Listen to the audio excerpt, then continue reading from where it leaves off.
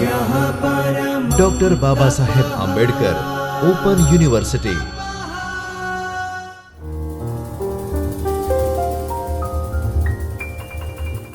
નમસ્કાર વિદ્યાર્થી મિત્રો. Sustainable development is a development that meets the need of the present without compromising the ability of future generations to meet their own needs. વિદ્યાર્થી મિત્રો, આજે આપણે MA semester 1ના પર્યાવરણીય અર્થશાસ્ત્ર વિષય અંતર્ગત એકમ 6ની ચર્ચા કરીશું. પર્યાવરણ અને આર્થિક વિકાસ અને તેમના આંતરસંબંધો.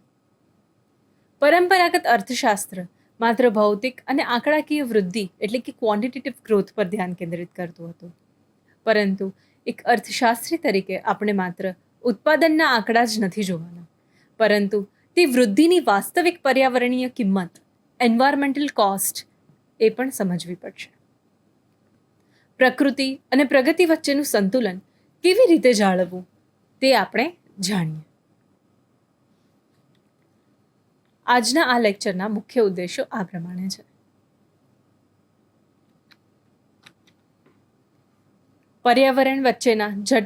પર્યાવરણ અને અર્થશાસ્ત્ર વચ્ચેના જટિલ આંતરસંબંધોને વૈજ્ઞાનિક અને આર્થિક દ્રષ્ટિકોણથી સમજવાનો પ્રયત્ન કરીશું. ત્યારબાદ પર્યાવરણ અને આર્થિક વિકાસ વચ્ચેના જટિલ દબાણોનું વિશ્લેષણ કરી શકશું. ટકાઉ વિકાસનો ઉદ્ભવ અને તેના નિર્ણાયક સિદ્ધાંતો વિશે ચર્ચા કરી શકીશું. ટકાઉ વિકાસના 3 મુખ્ય માપદંડો, તેના ઇન્ડિકેટર્સ, તેનું મૂલ્યાંકન પણ કરી શકશો. વૈશ્વિક સ્તરે સંયુક્ત રાષ્ટ્ર દ્વારા લેવાયેલ પાયાના પગલાઓ જેવા કે સહસ્ત્રાબ્દી વિકાસ લક્ષ્યો અને ટકાઉ વિકાસના લક્ષ્યોનો તુલનાત્મક અભ્યાસ કરી શકીશું. ત્યારબાદ જોઈએ 18મી સદીના અંતમાં શરૂ થયેલી ઔદ્યોગિક ક્રાંતિ પછી વિશ્વના દેશો વચ્ચેની જીડીપી વધારવાની એક આંધળી દોડ શરૂ થઈ છે. અર્થતંત્ર અને પર્યાવરણ વચ્ચે ઓપન સિસ્ટમનો સંબંધ છે. અર્થતંત્ર પ્રકૃતિમાંથી કાચો માલ અને ઉર્જા મેળવે છે. રિસોર્સ એક્સટ્રેક્શન અને તેના બદલામાં પ્રદૂષણ તેમજ નકામો કચરો પર્યાવરણમાં છોડે છે. 1972માં પ્રસિદ્ધ થયેલા વિખ્યાત પુસ્તક ધ લિમિટ્સ ટુ ગ્રોથ એ વૈશ્વિક અર્થતંત્રને ચેતવણી આપી હતી કે જો ભૌતિક સંસાધનોનો આ જ બેફામ વપરાશ શરૂ રહેશે તો 21મી સદીના મધ્ય સુધીમાં આર્થિક અને પર્યાવરણીય તંત્ર સંપૂર્ણપણે ખોરવાઈ જશે. વર્તમાન વૈશ્વિક ડેટા 2026ના સંદર્ભમાં જોઈએ તો વૈશ્વિક આબોહવા અહેવાલો દર્શાવે છે કે સરેરાશ વૈશ્વિક તાપમાન પૂર્વ ઔદ્યોગિક સ્તર કરતાં 1.48 સેલ્સિયસથી વધુ વધી ગયું છે.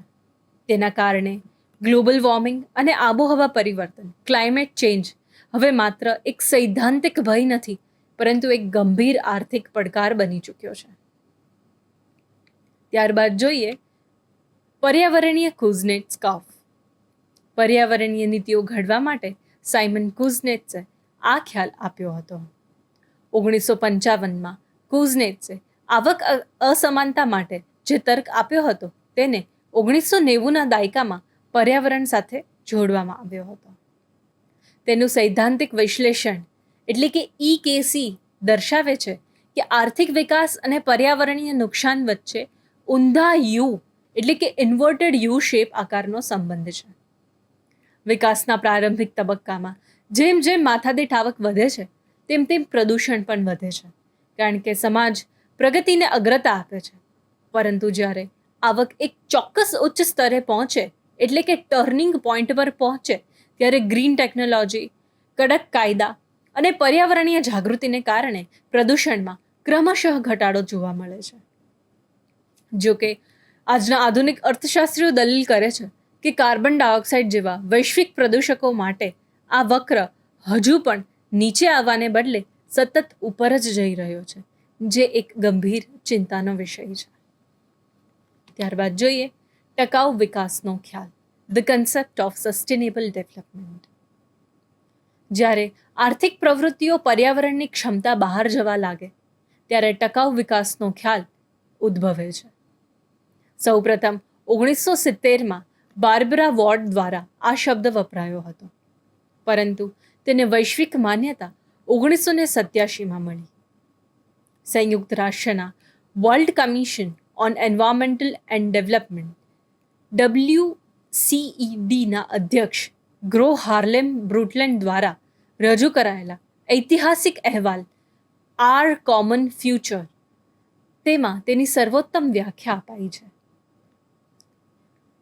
જે વ્યાખ્યા આ પ્રમાણે છે કે ભવિષ્યની પેઢીઓની પોતાની જરૂરિયાતોને સંતોષવાની ક્ષમતા સાથે બાંધછોડ કર્યા વિના વર્તમાન પેઢીની જરૂરિયાતો પૂરી કરવી એટલે કે ટકાઉ વિકાસ. આ ખ્યાલ મુખ્યત્વે આંતરપેઢીગત સમાનતા એટલે કે ઇન્ટરજનરેશનલ ઇક્વિટી પર આધારિત છે.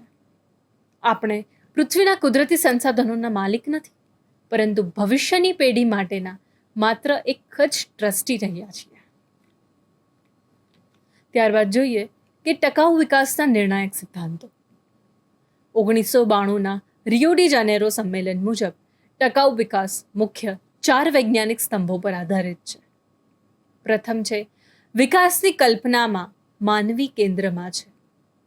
પ્રકૃતિ સાથે સુમેળ સાધીને ગૌરવપૂર્ણ અને નિરોગી જીવન જીવવાનો દરેક વૈશ્વિક નાગરિકનો અધિકાર છે. ત્યારબાદ બીજો મુદ્દો, પર્યાવરણીય સંરક્ષણને આર્થિક વિકાસની પ્રક્રિયાથી અલગ પાડી શકાય નહીં. તે વિકાસનો એક અભિન્ન ભાગ હોવો જોઈએ. ત્યારબાદ ત્રીજો સિદ્ધાંત છે કે સાધનોનો વેડફાટ કરતી પદ્ધતિઓને બદલીને નવીન અને રિસાયકલ થઈ શકે તેવી ઉર્જા પ્રણાલીઓને અપનાવવી જોઈએ. ચોથો સિદ્ધાંત છે કે શાંતિ, પ્રગતિ અને પર્યાવરણીય રક્ષણ પરસ્પર નિર્ભર છે. યુદ્ધ કે સંઘર્ષો પર્યાવરણનો સૌથી મોટો વિનાશ નોતરે છે. ત્યારબાદ જોઈએ ટકાઉ વિકાસના નિર્દેશકો. કોઈ પણ દેશમાં થયેલો વિકાસ વાસ્તવમાં ટકાઉ છે કે નહીં તે માપવા માટે અર્થશાસ્ત્રીઓએ 3 પ્રકારના નિર્ણાયક નિર્દેશકોની ભલામણ કરેલી છે. પ્રથમ છે દબાણ નિર્દેશકો એટલે કે પ્રેશર ઇન્ડિકેટર્સ. આ નિર્દેશકો દર્શાવે છે કે માનવ પ્રવૃત્તિઓ કુદરતી સંસાધનો પર કેટલો બોજ અથવા ભારણ વધારે છે, જેમ વાર્ષિક જંગલોનું કપાણ અથવા તો ગ્રીનહાઉસ વાયુઓનું ઉત્સર્જન. ત્યારબાદ છે પ્રભાવ નિર્દેશકો એટલે કે ઇમ્પેક્ટ ઇન્ડિકેટર્સ. આ પર્યાવરણની ગુણવત્તામાં થતા વાસ્તવિક અને પ્રત્યક્ષ ફેરફારો દર્શાવે છે. ઉદાહરણ તરીકે હવાની ગુણવત્તાનો આંક AQI અથવા તો વૈશ્વિક તાપમાનમાં વધારો. ત્યારબાદ આવે છે ટકાઉ નિર્દેશકો સસ્ટેનેબલ ઇન્ડિકેટર્સ. આ લાંબા ગાળાની સ્થિતિને માપે છે. નિવસન તંત્ર, ઇકોસિસ્ટમ પોતાની સ્થાનિક જૈવ વિવિધતા અને ગુણવત્તા જાળવી રાખવા માટે કેટલું સક્ષમ છે તે દર્શાવે છે. ત્યારબાદ જોઈએ કે 21મી સદીમાં ટકાઉ વિકાસ કઈ રીતે જુઓ. એજન્ડા 21 1992માં બ્રાઝિલના રિયો ડી જાનેરો ખાતે યોજાયેલ પૃથ્વી સંમેલન અર્થ સમિટમાં 21મી સદી માટે 300 પેજનો એક વ્યાપક વૈશ્વિક રોડમેપ તૈયાર કરાયો, જેને એજન્ડા 21 કહેવામાં આવે છે. તેનો મૂળ મંત્ર એ હતો કે માનવીએ કુદરતને જીતવાની નથી, પરંતુ કુદરતની સાથે રહીને વિકાસ કરવાનો છે. ત્યારબાદ 2012માં રિયો સંમેલન. રિયો સંમેલનના 20 વર્ષ બાદ ફરીથી વિશ્વના નેતાઓ ભેગા થયા અને ધ ફ્યુચર વી વોન્ટ આવો દસ્તાવેજ જાહેર કર્યો, જેમાં ગરીબી નાબૂદી સાથે ગ્રીન ઇકોનોમીનો ખ્યાલ મજબૂત કરાયો હતો. ત્યારબાદ જોઈએ સહસ્ત્રાબ્દી વિકાસ લક્ષ્યો એટલે કે મિલેનિયમ ડેવલપમેન્ટ ગોલ્સ. નવી સહસ્ત્રાબ્દીની શરૂઆતમાં વૈશ્વિક અસમાનતા દૂર કરવા માટે UN એટલે કે સંયુક્ત રાષ્ટ્રએ ઐતિહાસિક પહેલ કરી. સમયગાળો અને માળખું એનું એક પ્રકારે હતું. વર્ષ 2000માં યોજાયેલ સંયુક્ત રાષ્ટ્રના શિખર સંમેલનમાં સહસ્ત્રાબ્દી ઘોષણાપત્ર સ્વીકારવામાં આવ્યું, જેના આધારે 2000થી 2015 સુધીના 15 વર્ષ માટેના 8 આંતરરાષ્ટ્રીય લક્ષ્યાંકો નક્કી કરવામાં આવ્યા.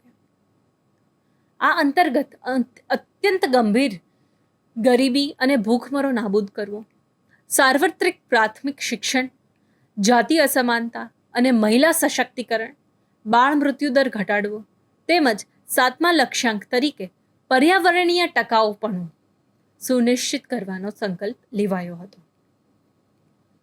અને 8મો લક્ષ્ય એ હતો કે વિકાસ માટેની વૈશ્વિક ભાગીદારી.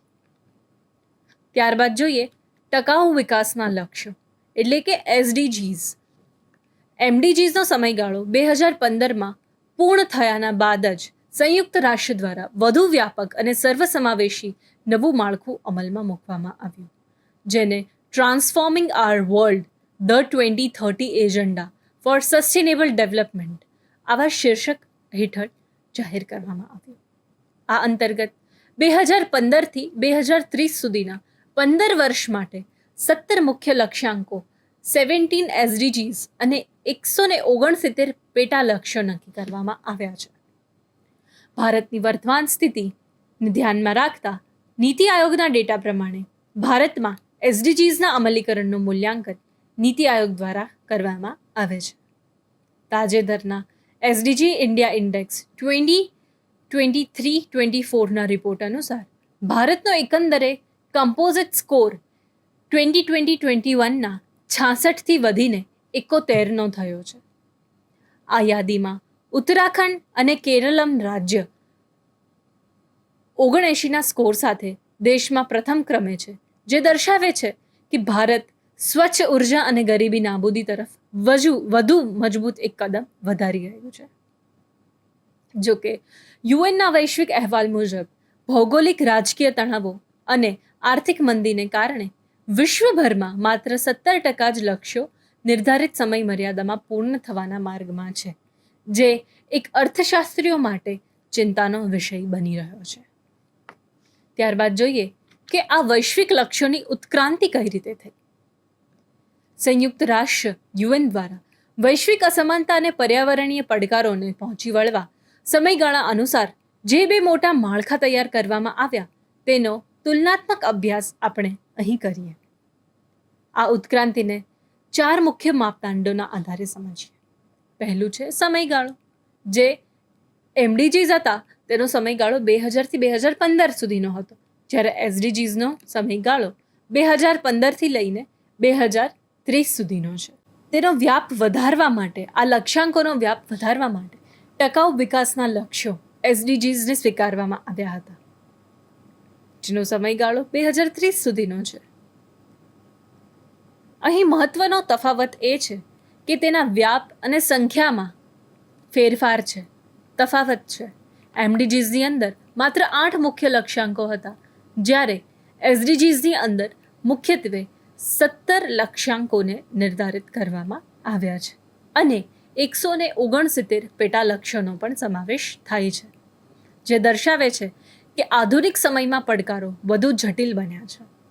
ત્યારબાદ કોર ફોકસ જોઈએ તો આપણે તેમનામાં તુલનામાં MDGsનું મુખ્ય ધ્યાન પાયાની માનવ જરૂરિયાતો પર હતું, જેમ કે ગરીબી, ભૂખમરો, પ્રાથમિક શિક્ષણ. પરંતુ SDGs માત્ર પાયાની જરૂરિયાતો સુધી સીમિત નથી. તે એક ત્રિપરિમાણીય અભિગમ ધરાવે છે, જે સામાજિક, આર્થિક અને પર્યાવરણ સંતુલન પર ભાર આપે છે. Social, economic and environmental sustainability પર ભાર મૂકી રહ્યા છે, એટલે કે પર્યાવરણના ભોગે આર્થિક વિકાસ ન થવો જોઈએ તેવું જણાવે છે. ત્યારબાદ જોઈએ કે ટાર્ગેટ ઓડિયન્સ અને એની એપ્લિકેબિલિટી કેટલી હતી. અહીં સૌથી મોટો નીતિગત તફાવત એ છે કે MDGsનો મુખ્ય ટાર્ગેટ મુખ્યત્વે વિકાસશીલ દેશો, ડેવલપિંગ નેશન્સ હતા, જ્યાં ગરીબી વધુ હતી. પરંતુ પર્યાવરણીય કટોકટી કે ગ્લોબલ વોર્મિંગને કોઈ સરહદો હોતી નથી. તેથી SDGsને વિશ્વના તમામ દેશો માટે સાર્વત્રિક, યુનિવર્સલ બનાવવામાં આવ્યા. આનો અર્થ એ થાય કે અમેરિકા જેવા વિકસિત દેશે પણ પોતાના ઉત્સર્જન ઘટાડવાના છે અને ભારતે પણ પોતાના લક્ષ્યો પૂરો કરવા પર ધ્યાન આપવાનું છે. ટૂંકમાં કહીએ તો વૈશ્વિક નીતિઓનો પ્રવાહ હવે માત્ર માનવ બચાવોમાંથી બદલાઈને માનવ અને પ્રકૃતિ બંનેને સાથે બચાવો તેના તરફ આગળ વધી રહ્યો છે. ત્યારબાદ અંતમાં જોઈએ કે સાચો વિકાસ એ પ્રકૃતિ પર વિજય મેળવવામાં નથી, પરંતુ તેની મર્યાદામાં રહીને વૃદ્ધિ પામવામાં છે. એટલે કે તેની પ્રકૃતિની મર્યાદાઓ અને તેની વહન ક્ષમતા એટલે કે કેરિંગ કેપેસિટીને આધીન રહીને સર્વસમાવેશી વૃદ્ધિ પામવામાં છે. ઔદ્યોગિક સમાજના ભાગ તરીકે આપણે ઉર્જાની વધતી માંગ અને પ્રદૂષણ જેવા જોખમો વચ્ચે જીવી રહ્યા છીએ. ભવિષ્યના અર્થશાસ્ત્રીઓ તરીકે આપણી જવાબદારી છે કે એવી નીતિઓ ઘડવાની છે કે જે ગ્રીન ટેકનોલોજી, કાર્યક્ષમ સંસાધન વ્યવસ્થાપન અને વૈશ્વિક ભાગીદારી દ્વારા એક એવું ટકાઉ અર્થતંત્ર, એક એવી ટકાઉ સસ્ટેનેબલ ઇકોનોમી પ્રસ્થાપિત કરે કે જે પર્યાવરણને નુકસાન પહોંચાડ્યા વગર માનવ કલ્યાણ, હ્યુમન વેલફેરને ચરમસીમાએ પહોંચાડે. આશા રાખું છું આપને આજનો આ વિષય સમજાયો હશે. ધન્યવાદ. स्वाध्यायः